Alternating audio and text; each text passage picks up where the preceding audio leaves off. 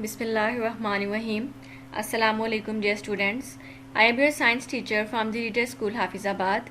Today we are going to start our second chapter of class 7 and the title of our chapter is Transport in Humans and Plants. Transport का मतलब है किसी चीज़ का एक जगह से दूसरी जगह पर मुंतकिल। इस चैप्टर में हम पढ़ेंगे कि पौधों और इंसानों के जिस्मों में मौजूद मुख्तलिफ मटीरियल्स जो हैं वो एक ऑर्गन से दूसरे ऑर्गन तक किस तरह से मूव करते हैं, कौन से सिस्टम्स जो हैं वो मटीरियल्स को ट्रांसपोर्ट करने के लिए रिस्पॉन्सिबल हैं, उनके किस तरह के स्ट्रक्चर्स हैं और वो किस तरह से फंक्शन करते हैं। ये सारी चीज़ें हम इस चैप्टर में डिटेल में पढ़ेंगे। So let's start our new chapter. The highway system of a city helps to move food, water, petrol, garbage and other goods. Similarly, the transport systems help to move food, water, gases and wastes throughout our body and a plant's body. कह रहे हैं कि जैसे एक शहर में highway system होता है खाना, पानी, पेट्रोल, कूड़ा करकट और दूसरी चीज़ों को एक जगह से दूसरी जगह पर मुंतकिल करने के लिए, इसी तरह से पौधों की बॉडी में और इंसानों की बॉडीज़ में अल्लाह ताला ने ख़ास सिस्टम्स बनाए हैं जो कि पानी, खाना, एनर्जी, गैसेस, वेस्ट मटेरियल्स, ये सारी चीज़ों को एक ऑर्गन से दूसरे ऑर्गन तक ट्रांसफ़र करने के लिए रिस्पॉन्सिबल है। ठीक है। फॉर एग्ज़ाम्पल, अगर एक शहर के एक हिस्से से दूसरे हिस्से तक कोई सामान मुंतकिल करना हो तो उसके लिए हम ट्रक या कोई ट्रॉली वगैरह यूज़ करते हैं जिस पर सामान लाद कर एक हिस्से से दूसरे हिस्से तक लेकर जाते हैं, और उसके लिए प्रॉपर रोड्स होते हैं जिन पे वो गाड़ी चलती है और हम पहुंचते हैं एक हिस्से से दूसरे हिस्से तक। बिल्कुल इसी तरह से अल्लाह ताला ने जानदारों के जिस्मों में ख़ास निज़ाम बनाए हैं जो कि डिफरेंट मटेरियल्स को ट्रांसपोर्ट करने के लिए रिस्पॉन्सिबल हैं। जैसा कि हम खाना खाते हैं, अब जो खाना हम इनटेक करते हैं अपनी बॉडी के अंदर लेकर जाते हैं वो माउथ से एसोफेगस में होता हुआ स्टमक में जाता है, इस तरह से वो सारे डाइजेस्टिव सिस्टम में मूव करता है। तो वो खाना जो कि डाइजेस्टिव सिस्टम में रह रहा है तो उस खाने से तो सिर्फ हमारे डाइजेस्टिव सिस्टम को एनर्जी मिलनी चाहिए, लेकिन ऐसा नहीं है। खाना जो है वो डाइजेस्टिव सिस्टम में है, जबकि उस खाने से जो एनर्जी बन रही है वो हमारी पूरी बॉडी को मिल रही है, हमारे आर्म्स को, लेग्स को, ब्रेन को, हर चीज़ को उस खाने से एनर्जी मिल रही है।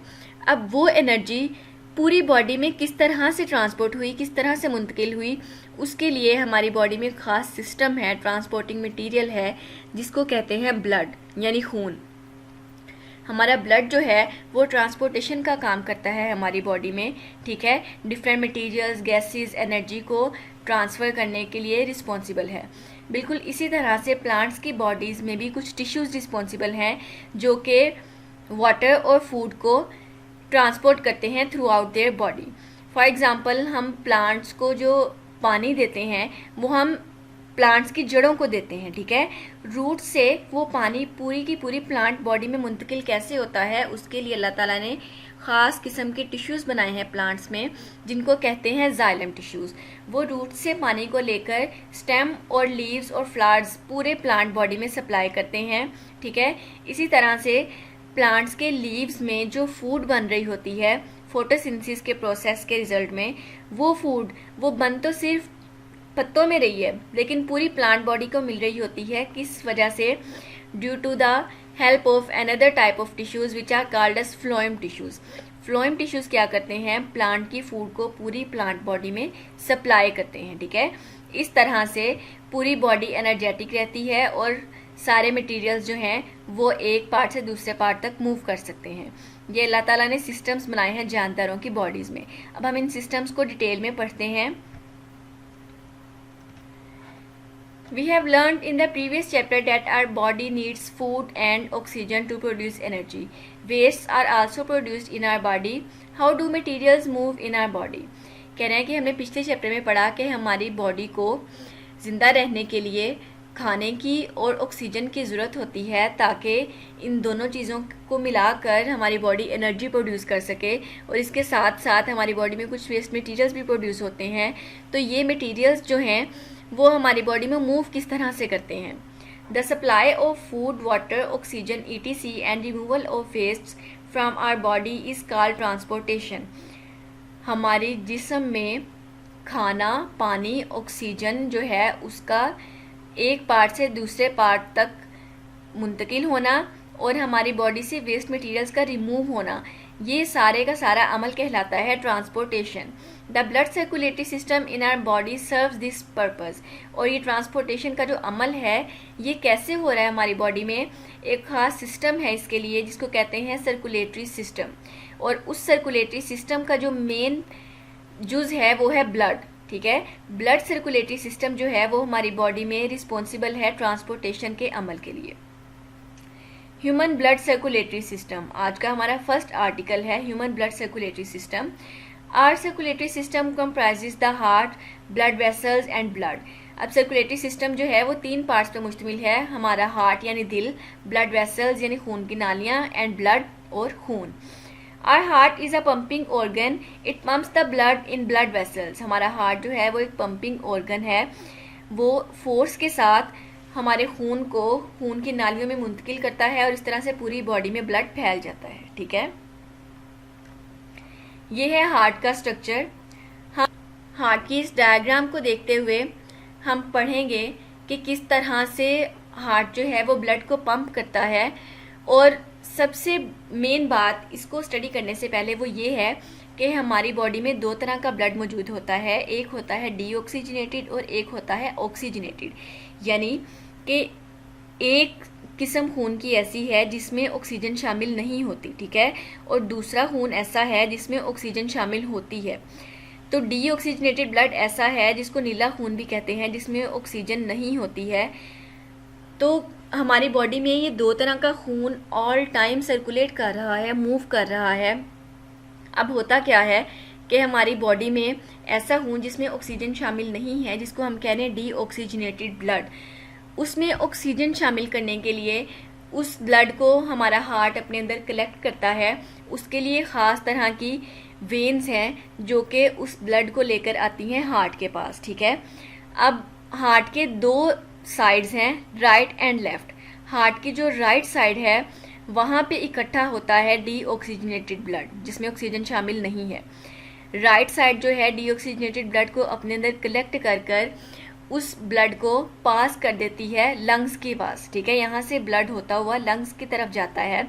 अब लंग्स में जब वो ब्लड जाता है तो लंग्स जो हैं वो उस ब्लड के अंदर ऑक्सीजन को ऐड कर देते हैं और उस ब्लड को बना देते हैं ऑक्सीजनेटेड ब्लड, यानी ऐसा ब्लड जिसमें ऑक्सीजन शामिल है। ठीक है, अब लंग्स के पास वो ऑक्सीजन कहाँ से आई, हमने चैप्टर नंबर 1 में पढ़ा था कि हम जब इनहेल करते हैं तो एयर हमारे बॉडी के अंदर जब एंटर होती है, लंग्स के अंदर जाती है, हमारे लंग्स के अंदर मौजूद एल्वुलाई जो हैं वो उस ऑक्सीजन को अपने अंदर ट्रैप कर लेते हैं और बाकी एयर को बॉडी से बाहर निकाल देते हैं। वो ऑक्सीजन जो एल्वुलाई के अंदर मौजूद है उस ऑक्सीजन को इस ब्लड में शामिल कर कर इसको ऑक्सीजनेटेड ब्लड बनाया जाता है और फिर लंग्स जो हैं इस ब्लड को वापस हार्ट के पास भेज देते हैं, हार्ट की लेफ्ट साइड पे। ठीक है, अब हार्ट की लेफ्ट साइड पे जो ब्लड है वो है ऑक्सीजनेटेड ब्लड। अब इस लेफ्ट साइड से हमारा दिल जो है वो उस ब्लड को पूरी बॉडी में सप्लाई करता है। ठीक है, और इस तरह से हमारी पूरी बॉडी में आर्टरीज और वेन्स का एक जाल फैला हुआ है जो कि ब्लड को ट्रांसपोर्ट करता है और वही ब्लड जो कि हार्ट से पंप होकर बॉडी में जा रहा है वही रिस्पॉन्सिबल है हमारी बॉडी में एनर्जी, मटेरियल्स और गैसेस को ट्रांसपोर्ट करवाने के लिए। ठीक है, आइए अब हम डिटेल में हार्ट का स्ट्रक्चर पढ़ते हैं। The heart. Our heart is a muscular organ about the size of our fist. Fist कहते हैं मुट्ठी को। हमारा हार्ट जो है वो एक मस्कुलर ऑर्गन है जिसका साइज तकरीबन हमारी बंद मुट्ठी के बराबर होता है। The heart is found in our chest. जो हमारा जो दिल है वो हमारे सीने में मौजूद होता है। It pumps oxygen poor blood यानी deoxygenated blood to the lungs and oxygen rich blood, oxygenated blood to the body. There are 4 chambers in our heart, 2 upper chambers called atria and 2 lower chambers called ventricles. हमारे दिल के 4 खाने होते हैं, 2 ऊपर वाले खाने, 2 नीचे वाले। ऊपर वाले खानों को यानी चैम्बर्स को हम कहते हैं एट्रिया और नीचे वाले जो 2 चैम्बर्स हैं उनको हम कहते हैं ventricles. The ventricles of our heart are larger than the atria. जो वेंट्रिकल्स हैं उनका साइज एट्रिया से बड़ा है। Both atria contract at the same time and so the ventricles. और जब हार्ट पंप करता है तो दोनों एट्रिया सेम टाइम पे सिकुड़ते हैं, और इसी तरह से दोनों वेंट्रिकल्स जब कॉन्ट्रैक्ट करते हैं तो सेम टाइम पे कॉन्ट्रैक्ट करते हैं, यानी इकट्ठे कॉन्ट्रैक्ट करते हैं। The blood passes from the atria into the ventricles. There is a valve between each atrium and ventricle on the both sides of the heart. खून जो है वो पहले एट्रिया में आता है, एट्रिया कॉन्ट्रैक्ट करते हैं तो खून जो है वो गुजरता है वेंट्रिकल में, ठीक है। और एट्रिया और वेंट्रिकल्स के दरमियान खास किस्म के वॉल्व्स हैं जो कि ब्लड के बैक फ्लो को रोकते हैं। These valves keep the blood flowing in one direction. Deoxygenated blood from the body enters the right atrium and oxygenated blood from the lungs enters the left atrium of our heart. हमारी body का जो right atrium है उसमें deoxygenated blood होता है, और हमारी body का जो लेफ्ट एट्रियम है उसमें होता है oxygenated blood. The right ventricle pushes the blood to the lungs and the left ventricle pushes the blood to the body. Right ventricle जब कॉन्ट्रैक्ट करता है तो वो ब्लड को आगे धकेलता है लंग्स की तरफ, जबकि जब लेफ्ट वेंट्रिकल कॉन्ट्रैक्ट करता है तो वो ब्लड को पुश करता है पूरी बॉडी की तरफ, ठीक है। ये हार्ट की डायग्राम है। अगेन पहले हमने कलर डायग्राम देखी जिसमें लेबलिंग भी बहुत कम थी। ये आपके लिए ब्लैक एंड वाइट डायग्राम है। इसको देखकर आपने अपनी प्रैक्टिकल नोटबुक पे नीट सी डायग्राम ड्रॉ करनी है प्रॉपर लेबलिंग के साथ। हम अगेन डायग्राम को डिस्कस करते हैं। हार्ट का स्ट्रक्चर भी हमने पीछे पढ़ा कि 4 चैम्बर्स हैं हार्ट के, 2 एट्रिया और 2 वेंट्रिकल्स। ये एट्रिया है 2, right atrium and left atrium, और ये हैं 2 ventricles, right ventricle and left ventricle, ठीक है। अब ये वर्क किस तरह से करता है, पूरी बॉडी से डीऑक्सीजनेटेड ब्लड कलेक्ट होकर राइट एट्रियम में आता है। अब ये जो आप देख रहे हैं रेड कलर के एरोज जो कि हार्ट के इनर साइड पे पॉइंट कर रहे हैं, ये जो है ये शो कर रहे हैं कि बॉडी से डीऑक्सीजनेटेड ब्लड कलेक्ट होकर इस पार्ट में आ रहा है, ठीक है। ये सबसे ऊपर है सुपीरियर वेना कावा और नीचे है इंफीरियर वेना कावा। ये 2 वेन्स हैं जो कि डीऑक्सीजनेटेड ब्लड को लेकर राइट एट्रियम में आ रही हैं। राइट एट्रियम से ये ब्लड मूव करता है राइट वेंट्रिकल में। यहाँ पर दरमियान में एक वॉल्व है, ठीक है। ये वॉल्व ओपन होता है तो ब्लड यहाँ पे फ्लो करता है। जैसे ब्लड फ्लो करता है ये वॉल्व बंद हो जाता है ताकि ब्लड वापस पीछे की तरफ फ्लो ना कर जाए। जब राइट वेंट्रिकल में ब्लड आता है तो यहाँ पर आगे से मूव करता है पल्मोनरी वाल्व में। पल्मोनरी वाल्व क्या है, pulmonary means related to lungs. Pulmonary valve जो है वो ब्लड को लेकर जाता है लंग्स की तरफ, ठीक है। अब यहाँ पर आगे स्टार्ट हो जाती है पल्मोनरी आर्टरी। पल्मोनरी आर्टरी से ब्लड होता हुआ लंग्स के पास जाता है। लंग्स जो हैं वो उसमें ऑक्सीजन ऐड करते हैं, उस डीऑक्सीजनेटेड ब्लड को अब उन्होंने बना दिया है ऑक्सीजनेटेड ब्लड। अब वो ऑक्सीजनेटेड ब्लड लंग्स से होकर वापस अब हार्ट की तरफ आएगा पल्मोनरी वेन के ज़रिए से। ये दोनों वेन्स हैं, इनके ज़रिए से ऑक्सीजनेटेड ब्लड हार्ट के लेफ्ट एट्रियम में एंटर होगा। लेफ्ट एट्रियम जो है उसके बाद वो जाएगा लेफ्ट वेंट्रिकल में, और यहाँ पर भी दरमियान में एक वॉल्व है लेफ्ट एट्रियम से लेफ्ट वेंट्रिकल तक ब्लड के जाने के लिए, ठीक है। अब लेफ्ट वेंट्रिकल में जब ब्लड जाता है तो यहाँ से ब्लड ने पूरी बॉडी में सप्लाई होना है। क्या होता है कि लेफ्ट वेंट्रिकल जब कॉन्ट्रैक्ट करता है तो यहाँ से ये एक नई आर्टरी है जिसको कहते हैं एओर्टा, ठीक है, उसमें एंटर होता है। ये है एओर्टिक वाल्व, यानी ये वाल्व ओपन होगा तो लेफ्ट वेंट्रिकल में मौजूद ऑक्सीजनेटेड ब्लड यहाँ पे शामिल होकर एओर्टा में जाएगा, और एओर्टा जो है वो बहुत ज़्यादा फोर्स के साथ इस ब्लड को पंप करेगा जो कि पूरी बॉडी में सप्लाई हो जाएगा, ठीक है। ये आप देख सकते हैं ये एओर्टा की 3 ओपनिंग्स हैं जो कि पूरी बॉडी को ब्लड सप्लाई करती हैं, ठीक है। हमारा हार्ट वैसे तो हमारी चेस्ट के सेंटर में प्रेजेंट है, लेकिन हम हार्ट बीट फील करें तो हमें लेफ़्ट साइड पे फील होती है। उसकी वजह ये है कि हमारी बॉडी को सप्लाई जो होता है ब्लड वो लेफ़्ट वेंट्रिकल से होता है। तो लेफ़्ट वेंट्रिकल जो है वो बहुत फोर्स के साथ जो है वो ब्लड को पंप करता है, जिसकी वजह से हमें ऐसा लगता है कि दिल की धड़कन सिर्फ लेफ़्ट साइड पे फील हो रही है, लेकिन ऐसा नहीं है। वो उसकी फोर्स ज़्यादा होती है, इस वजह से हमें लेफ़्ट साइड पे फील होती है, ठीक है। ये है सेप्टम। सेप्टम क्या है, राइट वेंट्रिकल और लेफ्ट वेंट्रिकल के दरमियान मौजूद खाली जगह, यहाँ का गैप, ठीक है। How does our heart work, हमारा दिल काम कैसे करता है। Human heart acts as a double pump. Blood from lungs and other body parts enters the atria. The two atria contract at the same time and push the blood to ventricles. It is one pump. Now both ventricles contract at the same time and pump the blood to lungs and other body parts. It is the second pump. कह रहे हैं कि हमारा heart जो है वो double pump की तरह एक्ट करता है, यानी 2 दफ़ा फोर्स लगाता है बहुत ज़्यादा।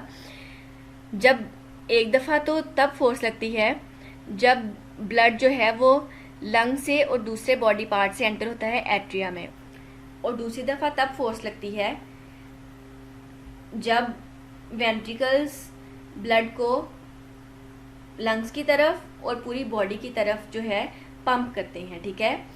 Our heart beats about 70 times in a minute. 1 minute में तकरीबन 70 दफ़ा हमारा दिल धड़कता है।